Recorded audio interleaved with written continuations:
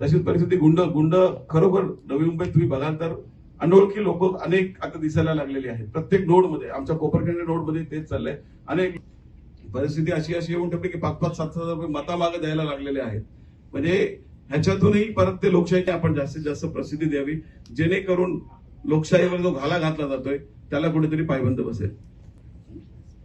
आता आमची सोसायटी आहे आणि आम्ही इथले दबंग शिल्पकार अशी दादागिरी केली जाते, त्याची बातमी येते. पक्षांकडून निवडणूक आयोगाला आम्ही पत्र दिलेलं आहे, आमदारकीला पण ते घडलं होतं आणि आमदारकीला ते घडलं होतं, पण अजून त्याच्यावर निवडणूक आयोग किंवा यंत्रणेने या 2 व्हिडिओ नंतर वाशीमध्ये प्रभाग क्रमांक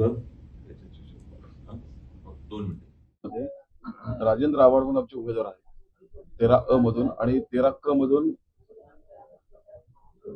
कविता थोरात म्हणून आमचे उमेदवार आहेत.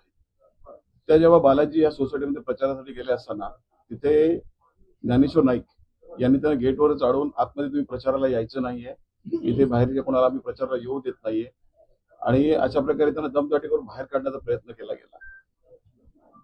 तदनंतरही आमचे कार्यकर्ते तिथे बदले नाहीत आणि तिथे त्यांनी प्रचार केला. पण हे नक्की सुरू काय आहे? लोकशाहीची हत्या करण्याचा हा प्रकार सुरू आहे. सुरुवातीला राजेंद्र आव्हाड यांना प्रचंड दबाव टाकून त्यांना माघार घ्यायला लावून ती निवडणूक बिनविरोध करण्याचा प्रयत्न केला गेला.